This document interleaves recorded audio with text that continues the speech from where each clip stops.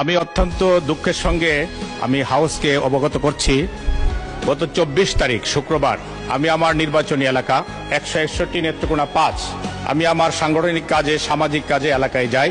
কাজ শেষ করে ফেরার সময় আমি একটি ফিলিং স্টেশনে দেখতে পাই প্রচুর গাড়ির ভিড়।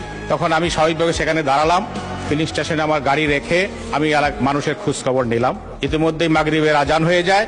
আমি ফিলিং স্টেশনের সেখানে নামাজের জায়গা, সেখানে নামাজ পড়তে যাই আমার লোকজন সহ।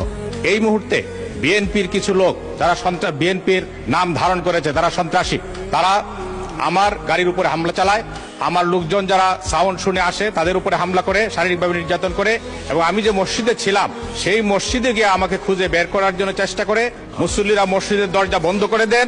সেই মসজিদের দরজা ভাঙ্গার জন্য বিভিন্ন অস্ত্র দিয়ে তারা দরজার উপর আঘাত করে এবং আমাকে অকথ্য ভাষায় গালিগালাজ করে, আমাকে মারার জন্য হুমকি দেয় এবং তারা আমাকে মেরে ফেলার জন্য চেষ্টা করে। পরবর্তীতে আমি শুনতে পাই যে সেখানে পেশাদার কিলারকে নেওয়া হয়েছিল যাতে আমাকে হত্যা করা হয়। যে মসজিদের মুসল্লিদের প্রতিরোধের মুখে তারা দরজা ভাঙতে পারে নাই বলে আজকে মাননীয় স্পিকার আপনার সামনে দাঁড়ানোর সুযোগ হয়েছে। না হয় হয়তো আজকে আমার জন্য এখানে শোক প্রস্তাব আনতে হতো এবং আমার জন্য হয়তো আপনারা 1 মিনিট নিরাপত্তা পালন করতেন। মাননীয় স্পিকার, আমি আপনার কাছে আমি আমার নিরাপত্তা চাই, আমার পরিবারের নিরাপত্তা চাই।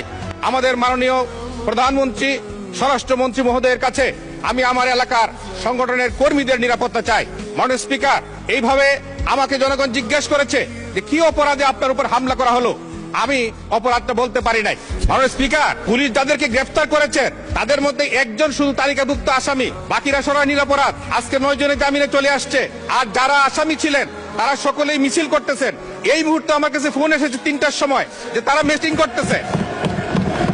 ওকে, মাননীয় অপরাধীরা ঘুরে বেড়াচ্ছে। মাননীয় স্পিকার, আচ্ছা, আমি মাননীয় এসপি মহোদয়কে বলেছি যে অপরাধীরা প্রকাশ্যে ঘুরে বেড়াচ্ছে কিন্তু তাদেরকে গ্রেফতার করা হচ্ছে না, তালিকাভুক্ত আসামিদেরকে। মাননীয় স্পিকার, আমি আপনার মাধ্যমে আমার নিরাপত্তা চাই এবং আসামি যাতে গ্রেফতার হয় তাদেরকে উপযুক্ত শাস্তির ব্যবস্থা করা হয়। আমি আপনার কাছে সহযোগিতা চাই।